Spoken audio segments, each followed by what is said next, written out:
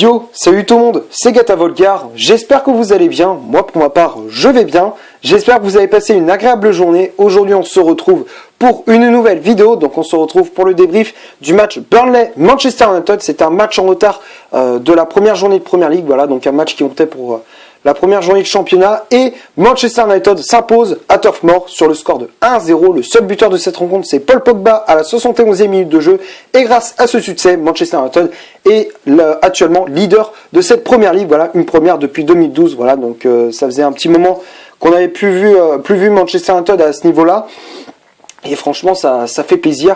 Les Red Devils qui comptent 3 points d'avance sur Liverpool deuxième, et justement les gars, dimanche, c'est le derby, justement, contre Liverpool. Là, ce match-là, faut le gagner. Voilà, pour nous faire plaisir, voilà, pour faire plaisir aux supporters de Manchester United, gagner ce match. Franchement, gagner ce match, montrer vos capacités, montrer toutes vos capacités, voyez, montrer, voilà, tout votre talent, voilà, tout votre talent, voilà, soyez simple, voilà, soyez efficace. Voilà, moi ce que je veux, c'est qu'on gagne ce match, qu'on soit fiers de vous. Voilà, c'est ce qu'on veut. Nous supporters mancuniens, c'est ce qu'on veut, c'est qu'on soit fiers de vous. Voilà, à la fin du match, et que on soit pas, voilà, qu'on soit pas derrière notre écran en se disant putain, on s'est pris une rousse. On veut pas ce genre de réaction. Je veux qu'on soit content de vous, qu'on soit fiers de vous. Voilà. Faut honorer nos couleurs, les gars. Honorer ce club. Voilà, parce que ça a une histoire, ça a un passé, ça a une gloire. Voilà. Manchester United, c'est une histoire. Voilà, c'est le plus gros palmarès d'Angleterre. C'est le plus gros, le plus gros club d'Angleterre. Voilà. S'il vous plaît, les gars, gagnez ce match. Bref, ça c'était ma petite parenthèse speech. Voilà, on peut dire ça comme ça. Voilà, un petit speech pour le message des supporters de Manchester. Voilà, donc pour revenir à ce match face à Burnley, voilà, donc on n'en est pas là encore. Donc pour débriefer un petit peu ces 90 minutes, voilà, bon, c'est vrai que c'était pas trop ça. Voilà, au début du match, on a vu un Manchester United un petit peu hésitant en début de match, même si on s'était créé quelques occasions avec Rashford, avec Martial, avec Paul Pogba ou même Bruno Fernandes. Malheureusement, on n'arrivait pas à faire sauter le verrou. En face, ils avaient une défense assez compacte, ils avaient un bloc assez bas et surtout très compliqué à passer. Voilà, donc on a essayé de passer sur les côtés avec Luke Shaw et Wan-Bissaka sur les côtés. Malheureusement, leur centre n'était pas toujours précis. Voilà, c'est franchement... quand je vois la gueule des centres dans ce match, je me dis qu'il y a un petit problème quand même avec nos latéraux, surtout dans les centres. Défensivement ça va, mais offensivement c'est vrai que il y a beaucoup de déchets techniques. Voilà, c'est vrai que dans ce match-là j'ai vu énormément de déchets techniques, beaucoup de passes ratées, beaucoup de contrôles manqués. C'est vrai que c'était un peu brouillon. Voilà, ce match était un petit peu brouillon du côté de Manchester United. Après, on aurait pu se faire surprendre, voilà, avec des occasions de Barnes ou encore de Brady. Voilà, donc on aurait pu être malmené dans cette rencontre. Mais voilà, on s'en est plutôt bien sorti avec des interventions d'Eric Bailly, de Maguire et de quelques parades de David De Gea. Voilà, donc on s'en sort plutôt bien. Donc à la mi-temps, il y avait 0-0, même si bon, on aurait pu, normalement à la mi-temps, il y aurait dû avoir 1-0 pour Manchester United, parce que quand tu vois que le but de Maguire est refusé parce que soi-disant il a mis une charge sur Peters, c'est un petit peu, voilà, je trouve ça se discute quand même, hein, parce que bon, c'est vrai que Maguire il a tendance à utiliser les bras, et c'est vrai que bon, il a quand même un sacré physique, quoi. Il est costaud, donc forcément quand t'es galbé comme un Reiko Sucé, que tu fais 1m60 et que tu fais 56 kg, c'est sûr que quand tu affrontes Harry Maguire, c'est sûr que tu te prends une sacrée charge. Donc pour moi, c'est vrai que ça se discute quand même. Là, moi je trouve que le but, voilà, je trouve que normalement le but aurait dû être accordé. Et après, juste avant le carton rouge, normalement oublié sur Brady, voilà, avec la faute de Brady sur Cavani, qui était en plus le dernier défenseur. Alors que le mec, il va voir la VAR, l'arbitre, hein. Le pire c'est ça, c'est qu'il va voir la VAR, le mec, il voit la faute de Luke Shaw, voilà, auparavant, Luke Shaw qui avait fait un tacle, je crois c'est sur Gudmundsson. Moi je trouve que le tacle il est propre, hein. Moi je trouve que le tacle il est propre, il touche le ballon. Alors oui, il y a un petit essai d'engagement, mais pour moi le tacle il est assez propre dans l'ensemble. Voilà, même s'il touche un petit peu la cheville juste derrière, avant ça il touche le ballon. Voilà, avant ça il touche le ballon. Voilà, derrière, ça passe, Bruno Fernandes a le ballon, il fait le long transversal pour Cavani. Voilà, Ben Mee, le capitaine de Burnley, se trouve, voilà, sur la transversale de Fernandes.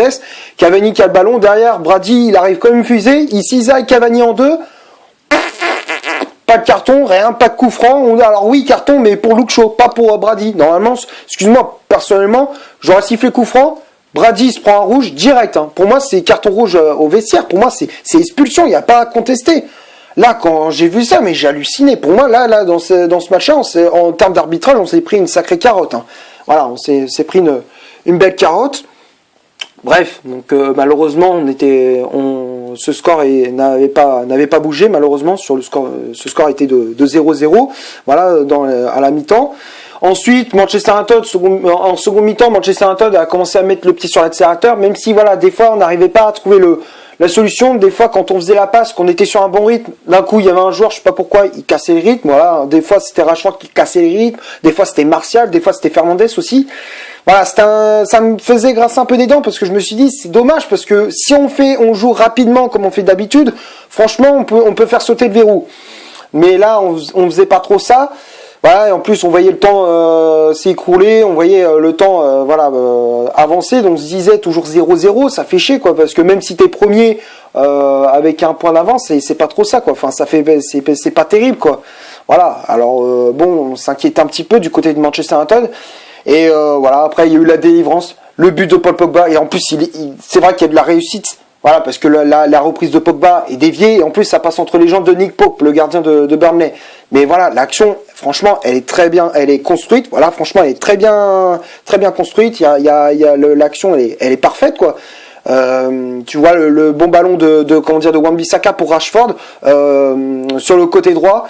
Derrière Rashford qui a eu la vista, voilà, qui a vu Pogba à l'entrée de la surface, centre tendu de la part de Marcus Rashford, et derrière Pogba qui fait une reprise de volée magnifique, franchement très beau but de la part de la pioche, voilà, et du coup Manchester United qui ouvre le score, voilà, ça fait 1-0 pour les Red Devils, voilà, donc c'est le deuxième but cette saison pour Pogba, voilà, en championnat. Il avait marqué contre West Ham, là il marque contre Burnley, voilà, donc ça fait plaisir de voir un Pogba marqué, et c'est lui qui permet à Manchester United de s'imposer.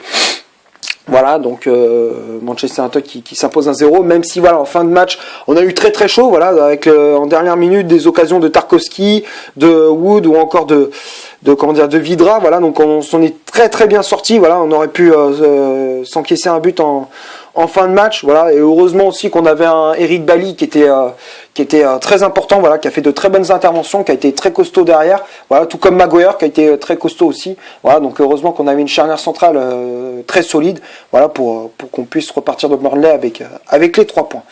Voilà, donc on va passer maintenant à la composition de l'équipe que Ole Gunnar Solskjaer a aligné pour ce Burnley-Manchester United. Donc ça a été un 4-2-3-1, voilà, avec David De Gea dans les buts de Manchester United, la charnière centrale, Maguire associé à Eric Bailly, Maguire qui avait le brassard de capitaine, Eric Bailly qui remplaçait Victor Lindelof, toujours absent. Les latéraux, Wan-Bissaka à droite, Luke Shaw à gauche, Pogba et Matic devant la défense, Bruno Fernandes en numéro 10, Marcus Rashford milieu latéral droit, Anthony Martial milieu latéral gauche, et à la pointe de l'attaque de Manchester United c'était El Matador et Edinson Cavani. Voilà, donc du coup Cavani qui était titulaire pour cette rencontre, il était suspendu pendant 3 matchs. Voilà, après son insulte soi-disant raciste, enfin son mot soi-disant raciste. Donc voilà, et là il a purgé ses 3 matchs de suspension, donc du coup il était titulaire, et donc du coup Solskjaer qui a replacé à gauche Anthony Martial. Donc voilà, après le remplaçant qui était entré en jeu, il y avait Mason Greenwood qui était entré en jeu à la place de Rashford, McTominay à la place de Fernandes, et Axel Tuanzebe en fin de match à la place d'Anthony Martial qui est malheureusement sorti sur blessure. Voilà, donc quand on regarde la composition de l'équipe, bon, on voit que Ole Gunnar Solskjaer a fait un petit peu tourner son effectif, son 11, voilà, donc il a préféré garder Scott McTominay et Fred sur le banc. On voit qu'il a fait titulariser Cavani, il a préféré garder Telles aussi, voilà, il a préféré mettre Luke Shaw à la place de Telles, voilà, donc il a fait un peu tourner son effectif, donc voilà. On va passer aux statistiques de cette vidéo, donc les statistiques durant cette rencontre. On va commencer par celle de Burnley. Burnley c'est 37% de possession de balle, 3 corners, 6 tirs au total, dont 0 tir cadré, voilà, donc malheureusement il n'y a aucune frappe cadrée du côté de l'équipe locale. 2 positions de hors-jeu et 16 fautes commises. Donc tout ça, c'est du côté de Burnley. Du côté de Manchester United, c'est 63% de possession de balle, 4 corners, 8 tirs au total, 9 tirs au total, pardon, excusez-moi, j'ai mal lu, 9 tirs au total, donc 7 tirs cadrés, 2 positions de hors-jeu et 13 fautes commises. Donc tout ça, c'est du côté de Manchester United. Voilà, donc quand on regarde les statistiques, ça représente bien la physionomie de cette rencontre. Manchester United qui a eu la possession de ballon quasiment tout le long du match. Voilà, c'est vrai qu'ils avaient en face une équipe de Burnley qui a fait quasiment que de défense, voilà, pendant quasiment tout le long du match. Voilà, donc c'est vrai que Manchester United a eu une position de balle très stérile. Après, en termes d'occasion, en termes de tir cadré, c'est vrai que Manchester United s'était créé beaucoup d'occasions avec Martial, Rashford, Pogba, Fernandes ou même Cavani. Voilà, avec plus ou moins de réussite, on cadrait nos tirs, voilà, avec plus ou moins de réussite. Et après, ben voilà, on a quand même réussi à faire sauter le verrou en fin de match. Voilà, donc on va passer maintenant au top et au flop de cette vidéo. Donc on va commencer par David De Gea. De Gea qui n'a pas eu grand chose à faire durant cette rencontre, voilà, à part qu'il a fait quand même 2-3 arrêts importants en première mi-temps. Hormis ça, voilà, il a pas eu grand chose à faire. Il a fait quand même une très bonne prestation. Sur les dégagements qu'il faisait, ils étaient voilà, assez propres. Voilà, c'était toujours sur un partenaire. Voilà, donc moi j'ai trouvé un De Gea voilà, impérial, voilà, rien à dire pour le portier espagnol qui petit à petit retrouve sa forme d'avant. Voilà, ça fait plaisir de revoir un De Gea qui retrouve une seconde jeunesse.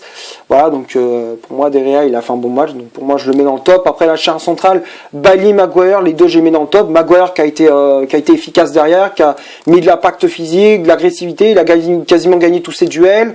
Voilà, moi j'ai trouvé un Maguire assez intéressant. Malheureusement il n'a pas eu de chance, voilà, sur son but. Voilà, il a été refusé pour soi-disant une charge, voilà, de sa part, quoi. Malheureusement, son but a été refusé, mais voilà, il a fait quand même une bonne prestation. Voilà, donc pour moi, Maguire, je le mets dans le top. Bailly aussi, qui a été impérial derrière. Franchement, un match très costaud de la part du défenseur ivoirien.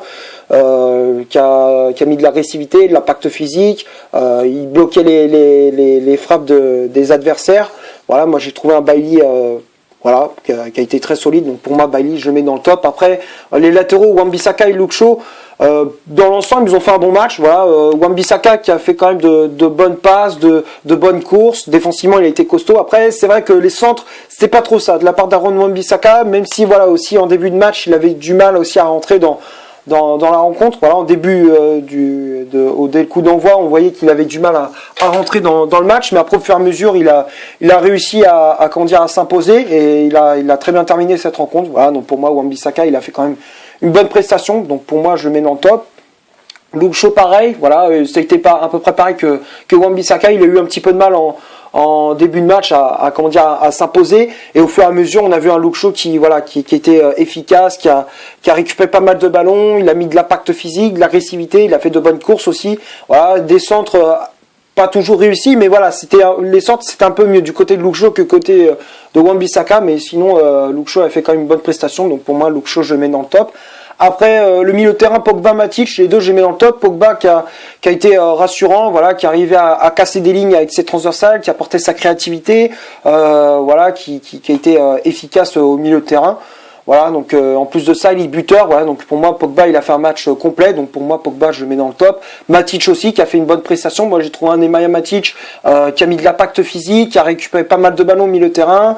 Il a apporté son volume de jeu. Voilà, il a mis de l'agressivité. Voilà, donc pour moi, Matic, il a fait un très bon match. Voilà, il était technique, aucune passe ratée, quasiment. Donc voilà, quasiment, il a quasiment réussi, il a quasiment réussi toutes ses passes. Voilà, donc pour moi ses passes elles étaient assez propres. Voilà, donc pour moi Matic je le mets dans le top. Après Bruno Fernandes, bon, malheureusement il n'a pas réussi à marquer ni à faire de bonnes passes, enfin de passes clés pour un attaquant qui allait marquer derrière.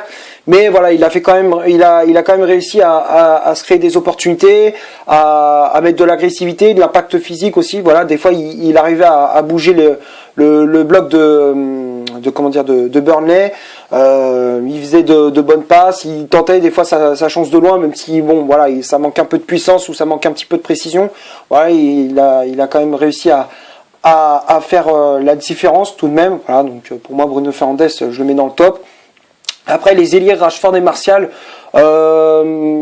Martial, bon, c'était pas trop mal, même si bon, des fois par moment en termes de finition c'était pas trop ça. Tu voyais que Martial, ça manquait de peps à la finition. Voilà, c'était toujours dans le dernier geste que Martial n'arrivait pas. Voilà, c'était toujours dans le dernier geste où ça pêchait du côté de l'attaquant français. Mais sinon, moi j'ai trouvé un Martial assez intéressant, qui faisait de bonnes courses, voilà, qui faisait voilà, qui faisait comment dire, des différences sur son côté. Voilà, moi j'ai trouvé un Martial assez intéressant.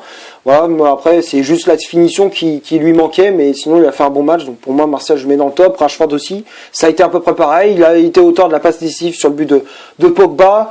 Après, voilà, dans l'ensemble, il n'a pas été mauvais, même si par moments il ralentissait un peu le jeu de Manchester United, mais sinon il a été correct. Voilà, donc pour moi, Rashford, je mets dans le top. Cavani, même s'il a eu un petit manque de réussite, mais il a été quand même important. Il a fait pas mal de replis défensifs. Il a fait quand même de bons décalages pour Rashford. Pour Marseille, il a réussi quand même à faire de bons décalages, voilà, pour les ailiers de Manchester United. Mais voilà, moi j'ai trouvé un Cavani assez intéressant, qui avait de la grinta, toujours sa rage de vaincre. Voilà, donc pour moi je le mets dans le top. Et après les remplaçants, Greenwood, McTominay, Tuanzebe. Greenwood, j'ai trouvé un peu moyen, voilà, son entrée en jeu, il perdait quand même quelques ballons dans le camp de Burnley. Il perdait le ballon un peu bêtement sur certains moments. Voilà, après, bon, je l'ai pas trouvé extraordinaire durant son entrée en jeu. Voilà, donc pour moi, Mason Greenwood, je mettrais quand même dans flop, mais après, c'est pas un flop méchant, on va dire ça comme ça. Il n'a pas été nul à chier, mais bon, voilà, moi, j'ai pas trouvé flamboyant comme on le voit d'habitude. Voilà, donc pour moi, Greenwood, je le mets dans le flop. Après, McTominay et Tuanzebe, les deux, je les mets dans le top. McTominay qui a porté son volume de jeu en fin de match. Après, Tuanzebe, bon, il a joué 2-3 minutes, mais voilà, j'ai trouvé assez intéressant défensivement. Il a quand même réussi à dégager le ballon lorsqu'il y avait le feu dans la défense de Manchester United. Voilà, mais sinon, il a été correct, et McTominay, il a été correct aussi. Voilà, donc pour moi, le seul flop durant cette rencontre, pour moi, c'est Mason Greenwood. Voilà, donc c'est tout ce que j'avais à dire pour ce Burnley Manchester United. J'espère que la vidéo vous aura plu. Si c'est le cas, vous laissez un énorme like, j'ai du mal à parler. Tu cliques ici pour t'abonner pour rien rater de mes vidéos. Tu cliques ici pour voir une autre si tu le souhaites. N'hésite pas à rejoindre mon compte Instagram qui est dans la description. Et d'ici là, portez-vous bien. On se retrouve pour une prochaine vidéo. Ciao!